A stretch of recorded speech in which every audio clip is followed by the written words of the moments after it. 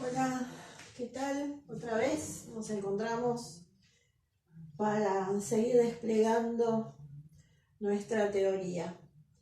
Bien, hoy vamos a trabajar con un texto que yo les voy a mostrar el libro, después no está en el módulo, se los voy a acercar de alguna manera, ya les voy a comentar.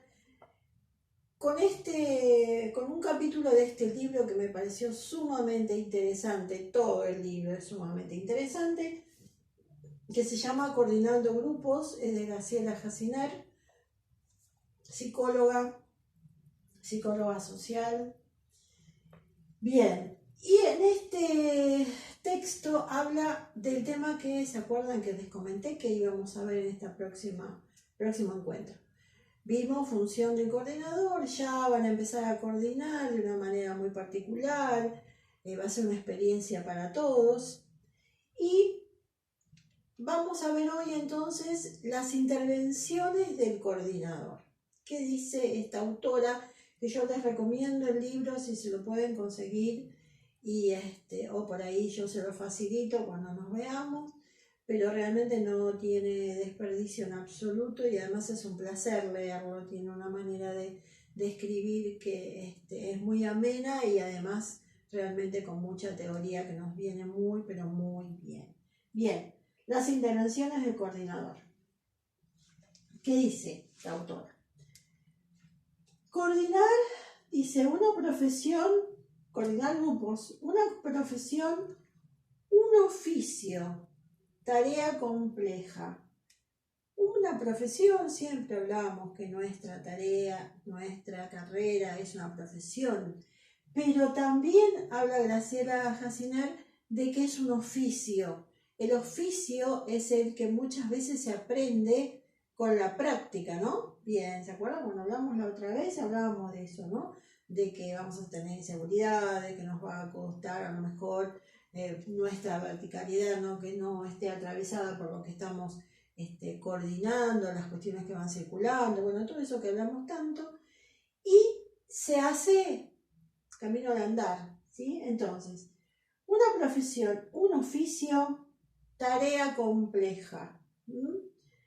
Coordinador no nace, se hace, justamente por esto que estábamos hablando, ¿eh? Vamos a hacer ensayo y error, tratar de equivocarnos lo menos posible, pero vamos a seguir en la tarea.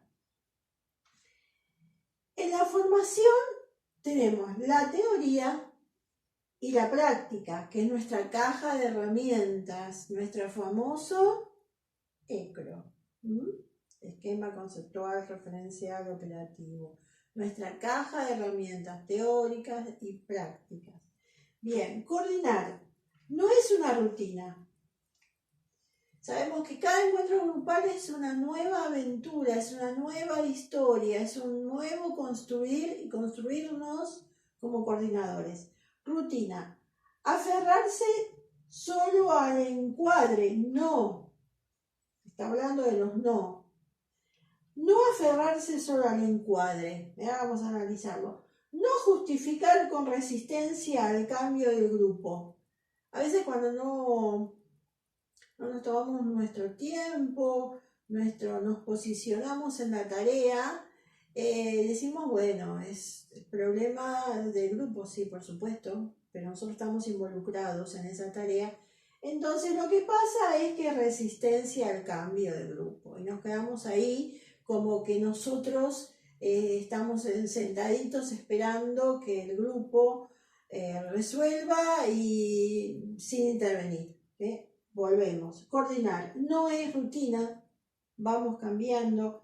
No nos aferramos solo al encuadre. ¿De qué estamos hablando con el encuadre? De que bueno, de que cuál es mi tarea, cuál es lo prescripto y nada más, sin movilizarnos, sin pensarnos, sin tratar de cada día coordinar mejor, con más herramientas, con más lectura, con entender lo que le pasa a ese grupo, cuál es la tarea que tiene que resolver ese grupo, como con nosotros pensando con el grupo, ¿sí?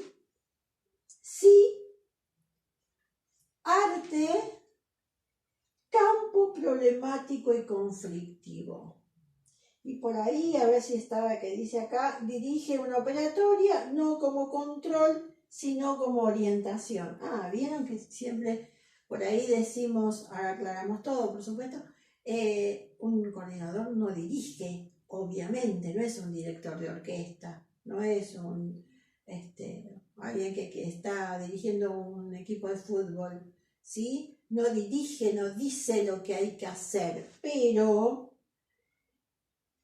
no como control, sino como orientación. Está poniendo el cuerpo, sus emociones, aunque tengamos que controlarlas, pero estamos en el campo de trabajo, de acción. Entonces, dirige una operatoria, esto de que quede bien clarito para que no haya ningún tipo de confusión, no como control, sino como orientación.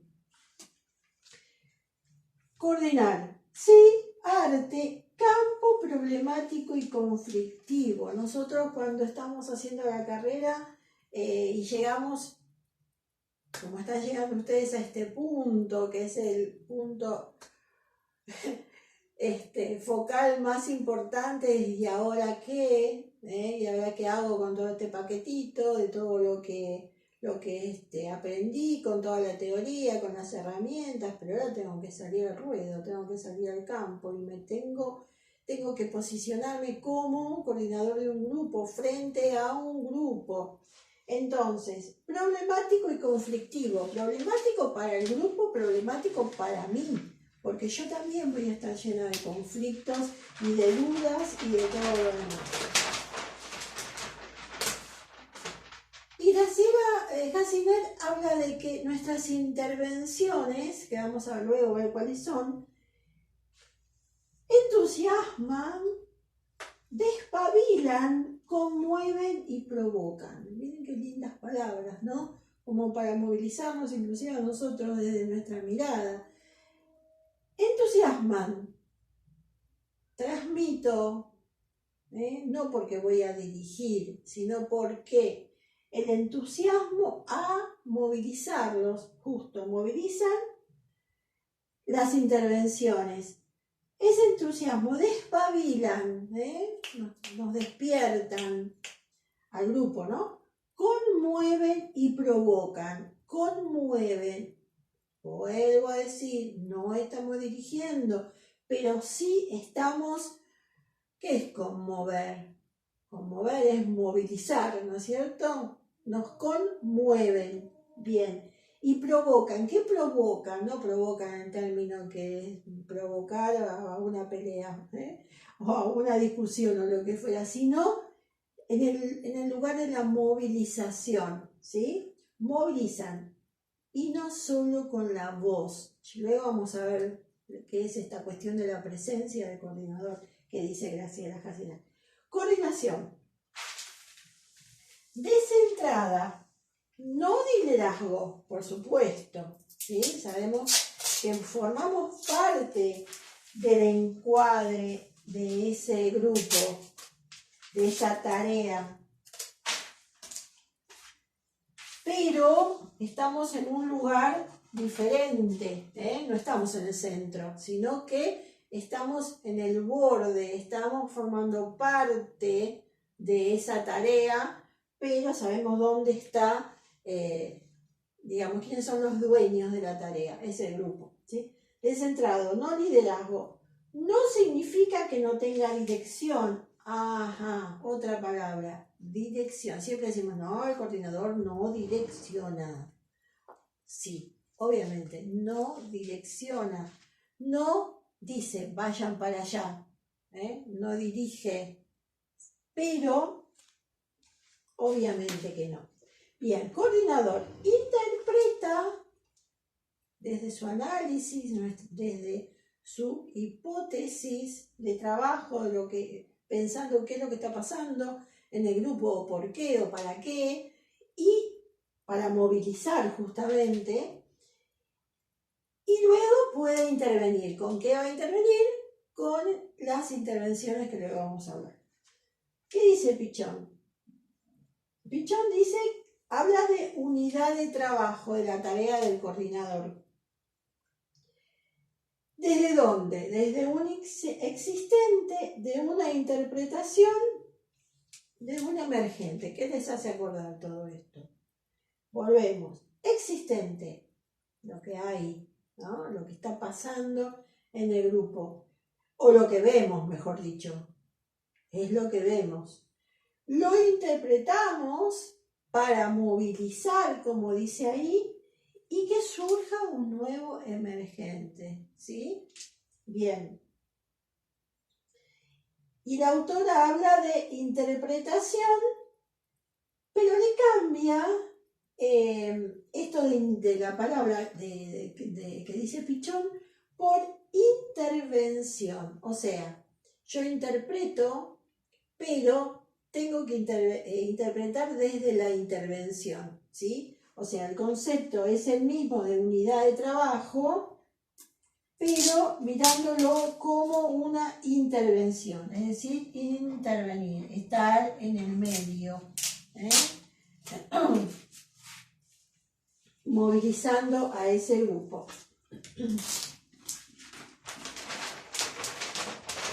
Bien. ¿Qué dice esto de tiempos no cronometrales? Esa es la palabra que usa Graciela Jacinto. ¿Cuáles son los tiempos no cronometrales? Es decir, los que no se pueden medir, ¿no? El tiempo de producción, de distensión, de tiempos difíciles, de alojamientos subjetivos, de ausencias, de que no producen, todo lo vamos a analizar ahora. El coordinador, vamos a esperar esto, porque es lo que no quiero que les pase a nadie. Bien. Tiempo no cronometrable. Yo no puedo medir cuánto tiempo, cuánto espacio me va a llevar o va el grupo a llevarla, mejor dicho. Estos aspectos. La producción. ¿La producción de qué? De una movilización, de un cambio. Siempre decimos que el grupo, o sea, que la tarea, el dueño de la tarea es el grupo. Nosotros estamos no como una sombra, porque somos parte constitutiva de esa tarea, tenemos presencia, tenemos peso en el grupo, pero no direccionando, como decimos. Entonces, el tiempo de la producción, el tiempo de la distensión, el tiempo en que no está todo muy, como que no se produce, como que hay una nebulosa en la tarea. Bueno, esos tiempos nosotros no los podemos medir ni dirigir, ¿sí? El tiempo que el grupo produce puede estar genial, que van derechito por el rumbo que ellos designaron para llegar a su objetivo, o puede ser todo lo contrario, que estén distendidos, que no se produce. Tiempos difíciles, alojamientos subjetivos. Vuelvo a leer. Tiempos difíciles, alojamientos subjetivos.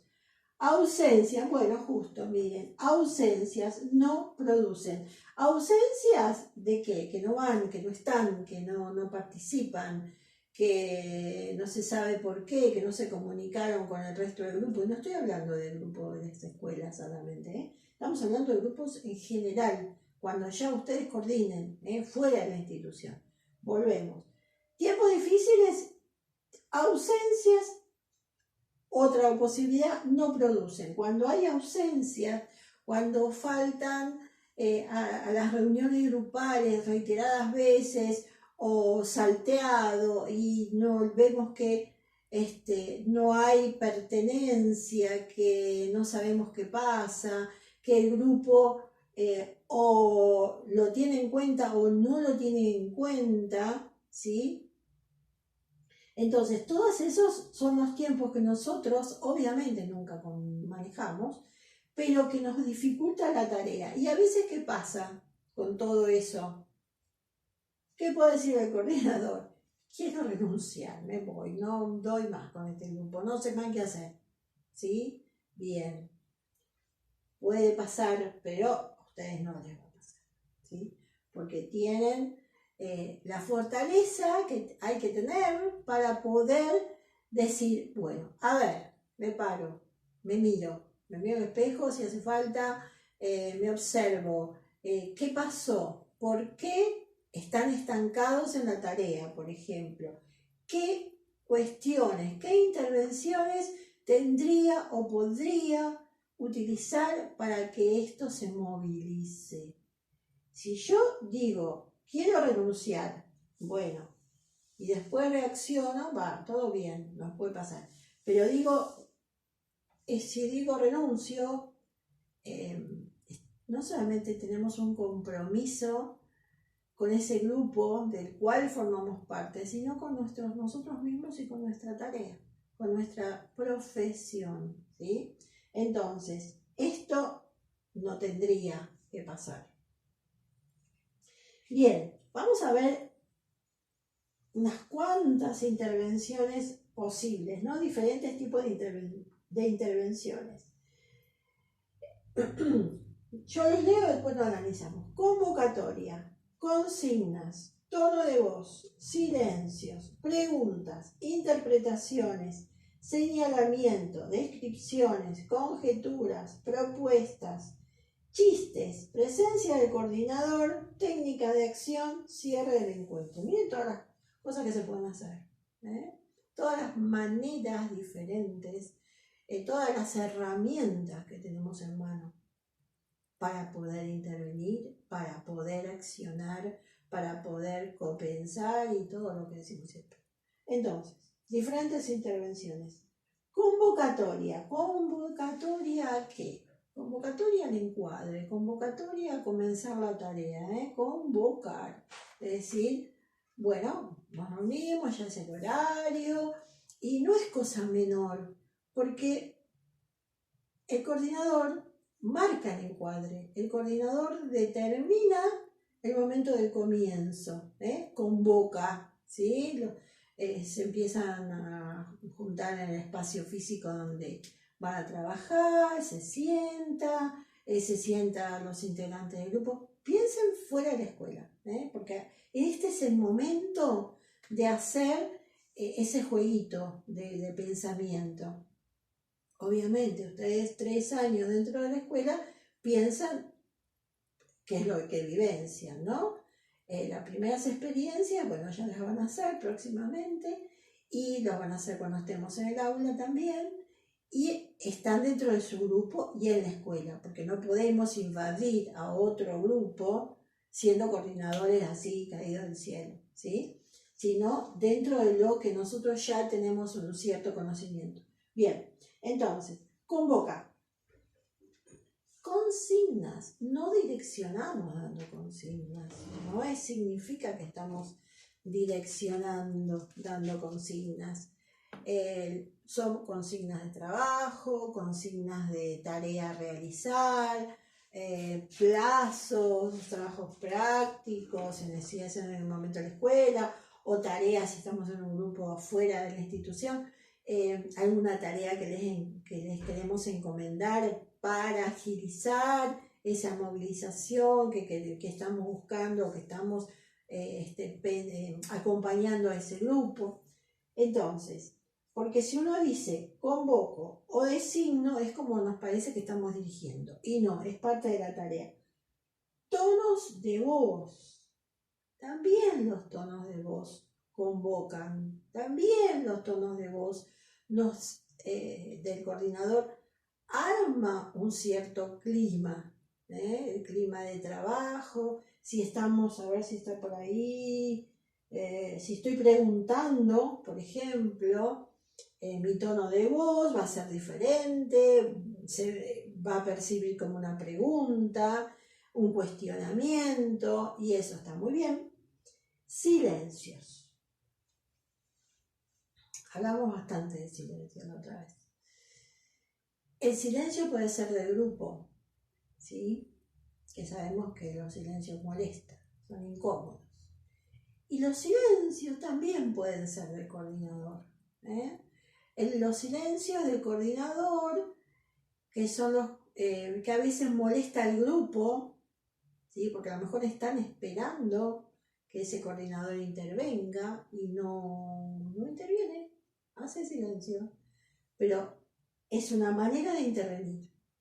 ¿Por qué? Porque otra vez, el silencio también moviliza. El silencio que incomoda nos hace buscar, los integrantes del grupo digo, salir de ese silencio, a ver quién rompe el silencio dentro del grupo. Y tiene un motivo para el coordinador, no es que no tenga argumento para hablar. Lo que tiene es una herramienta más, el silencio, para que sea el grupo el que movilice la acción, que es el dueño en realidad de la acción, el grupo. Tono de voz, silencio. Preguntas. Las preguntas también movilizan, ¿sí? Yo pregunto, cuestiono algo que observé, pero sin dar una respuesta a por qué pregunto eso. Por ejemplo, a ver.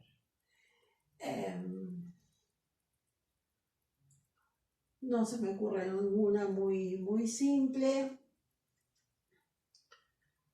¿Hay alguna cuestión, alguna cuestión que ustedes no en este momento no quieran contar o no quieran decir?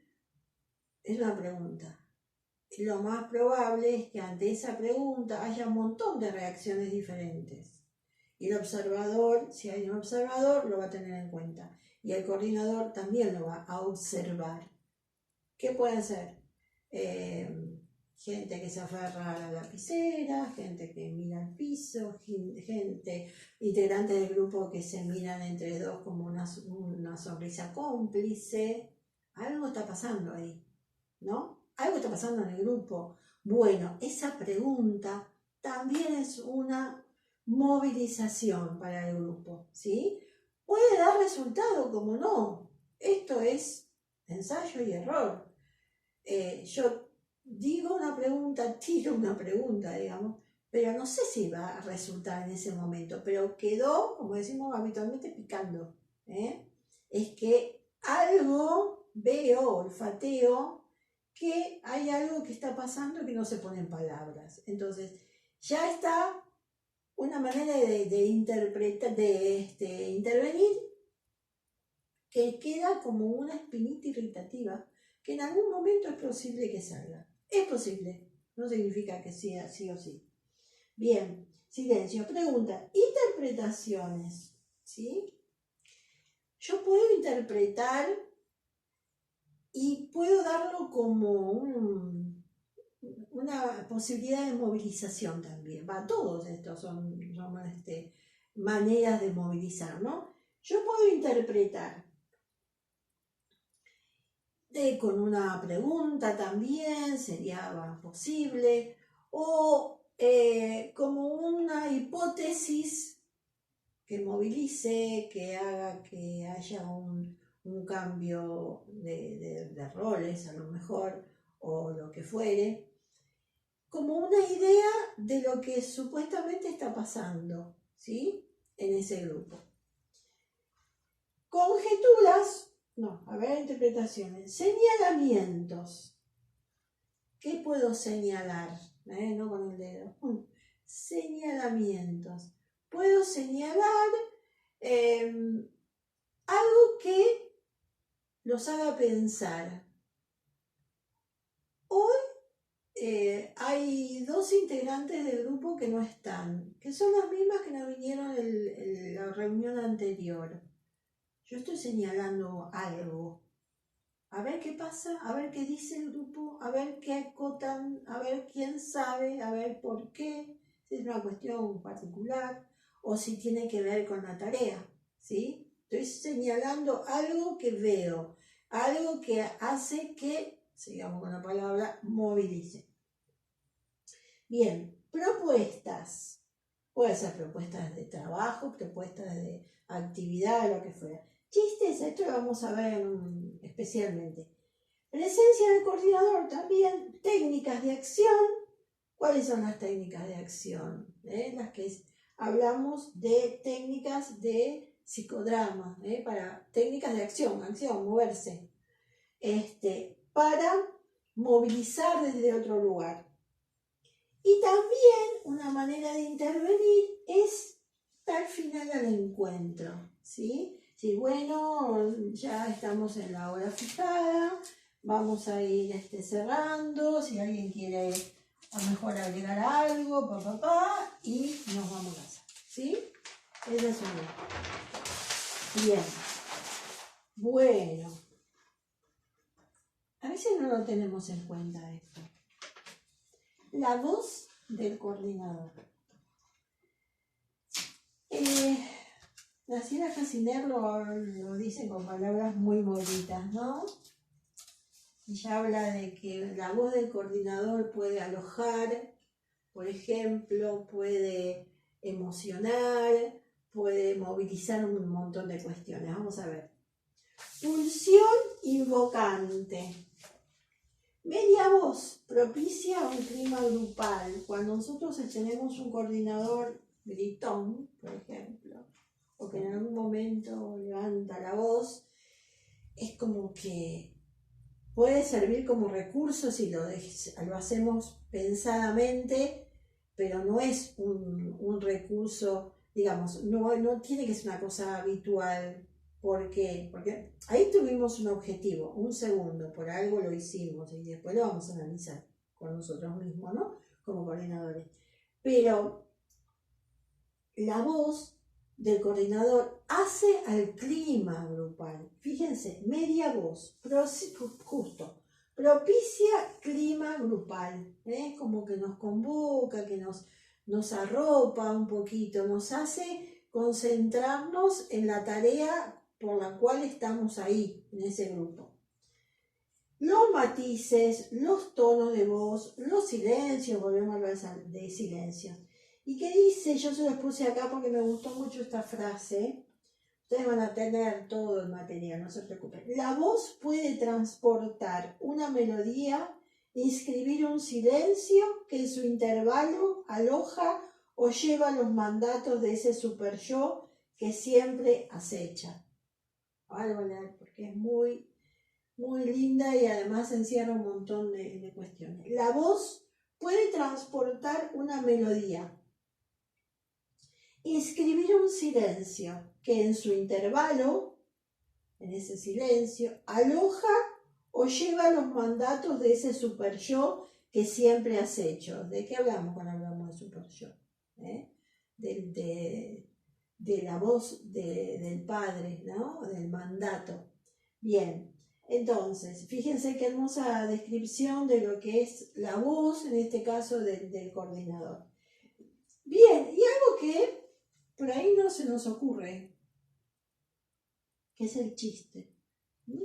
Dice, el chiste analiza ella, la autora, el valor del chiste. Nunca nos pusimos a pensar de qué valor puede tener en nuestro inconsciente el chiste. El chiste va directo al inconsciente, dice. Es generalmente un sinsentido, leemos todo y después explicamos. Bordea el malestar, produce placer impedido por la represión.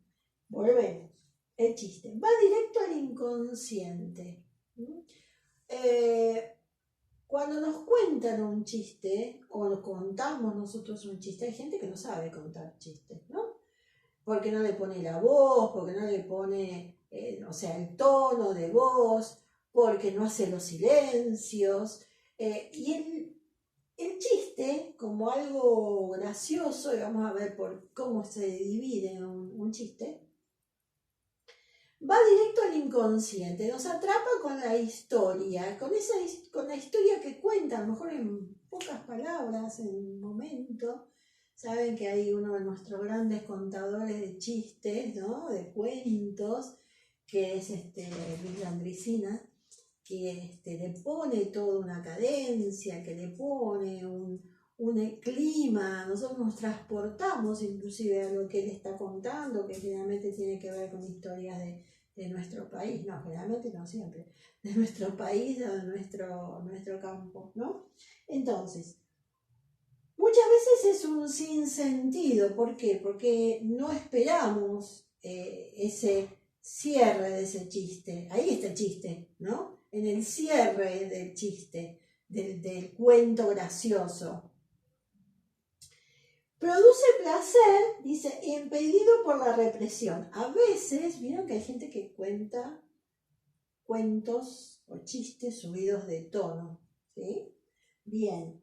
Y uno, a lo mejor para quedar bien con él afuera, no lo festeja. Pero a lo mejor en nuestra fibra íntima, en nuestro inconsciente, lo festejamos. ¿Por qué? Porque el chiste nos va, dice, de festejarlo, produce placer impedido por la represión. A lo mejor, depende de nuestra personalidad, si somos hombres, mujeres, o no importa en este caso, no lo sacamos, no lo festejamos de la misma manera, pero nos da un cierto placer igual. Nos ubica en otra dimensión, ¿sí? ¿Por qué? Porque nos vamos a otro, nos imaginamos, mejor dicho, lo que está relatando ese chiste. Construido con absurdos, doble sentido, que surge de las palabras. Bien, entonces, construido con absurdos, con doble sentido, surge de las palabras. O sea, tenemos nada más que nuestra imaginación y las palabras del que lo está contando para imaginarnos toda la historia. Y generalmente termina, el remate es un absurdo, es algo que no esperamos, ¿no? Bien. El chiste invoca a otro. Nació para ser contado. Un chiste que no se cuenta no tiene gracia, ¿no? O sea, no existe, ¿no? Invoca a otro. ¿Por qué? Y ahora viene esto, estructura del chiste. 3 personas. El que lo cuenta, el que es tomado, el personaje, digamos, que es tomado en ese chiste como objeto, y el que lo escucha. 3, ¿sí? El que lo está contando, porque depende de quién lo cuente, va a resultar gracioso o no nos va a resultar gracioso, ¿eh? Bien. El que es tomado como objeto, el personaje o los personajes de los cuales está hablando ese chiste. Y el que está escuchando. ¿Y cuál es el resultado de esta estructura? Que la risa sanciona el chiste. A ver, el que lo cuenta, ¿qué está esperando? Ese resultado, a ver si causó gracia o no causó gracia. A veces, como decíamos hace un ratito, un chiste, o porque es mal contado, no nos resulta gracioso, o porque nuestra represión no nos permite aprobar el chiste. ¿Y cuál es el resultado del chiste? ¿Cómo se da cuenta el que cuenta que a nosotros nos resultó gracioso? Por la risa. ¿Sí? ¿Cómo nosotros festejamos o no ese chiste? Bien. El chiste es un proceso social, dice Graciela Jacinel. Nos sirve para pensar algo en la estructura social. La estructura del chiste es el abandono, ahora analizamos, abandono de lo sabido, porque no sabemos cómo va a terminar, para llegar a lo nuevo, que produce el cambio. Fíjense que este proceso que está hablando de ella es un poco el proceso del aprendizaje. Leo de nuevo. Abandono de lo sabido para llegar a lo nuevo que produce el cambio. ¿Cuál es ese cambio en el chiste?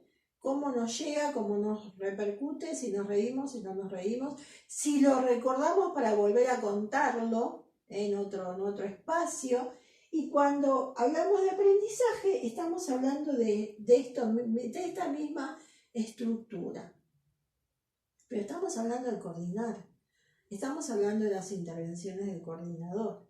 Un chiste en boca del coordinador también produce esto que estamos hablando, ¿sí? Bien elegido, en el momento oportuno, utilizado como intervención, para movilizar, para desestructurar, para estructurar. Bueno, si nosotros sabemos utilizarlo, el chiste es una muy, muy buena intervención. lo último es la presencia del coordinador. Nuestro cuerpo presente en el grupo. Dice, se interviene no solo con las palabras. ¿De qué manera? Dice, no solo con las palabras, porque sabemos que es nuestro elemento de trabajo las palabras, ¿no? Sí, nuestra voz. No solo con palabras, estar disponible para alojar al grupo. Esto que está diciendo la autora tiene que ver con todo, yo diría que encierra todo lo que hablamos de las intervenciones del coordinador. ¿Por qué? ¿Se acuerdan? El otro día hablamos como una de las condiciones alojar al grupo, ¿sí? Alojar, contener, no contener como la mamá que lo contiene, sino como lugar de resonancia de la situación grupal, ¿sí? Entonces, eso con nuestra presencia activa. ¿Activa en qué sentido? Activa en la escucha, activa con nuestra mirada, activa en la postura de nuestro cuerpo, porque si el grupo está circulando la palabra y yo, no sé, agarro el teléfono, por ejemplo, no estoy alojando nada, sí, mi presencia física está, pero no estoy realizando la tarea. Todo esto tiene que ver con la actitud psicológica, ¿no? Que esa actitud psicológica ancla nuestros deseos, nuestro estilo y nuestras potencias, dice la autora. Actitud psicológica. En esa actitud psicológica, que tiene que ver con esto que hablamos, está concentrado nuestro deseo, ¿no? ¿Nuestro deseo de qué? De hacer bien la tarea, de acompañar realmente al grupo, de utilizar nuestro propio estilo que vamos a ir perfeccionando cada vez, pensándonos, todo lo demás, para realmente tener cada vez mejor, más puesta en acción esa actitud psicológica de ser coordinador, de ser psicólogo social. Y además, nuestras potencias, dice, o sea, todo lo que tenemos como posibilidad para ser cada vez mejor en nuestra tarea, ¿sí? Bueno, alumnos, nos vamos a encontrar, obviamente, y vamos a charlar de todo esto que es muy movilizante. Este material es precioso. Hay mucho más dentro del capítulo para que ustedes reflexionen, para que lo tengan como capítulo, aunque no sea libro, en este caso capítulo de cabecera, digamos, ¿no? Hay muchísimo para poder asimilar, poner nuestra propia inquietud y prepararnos para ser los mejores coordinadores que podamos ser. Bueno, nos vemos.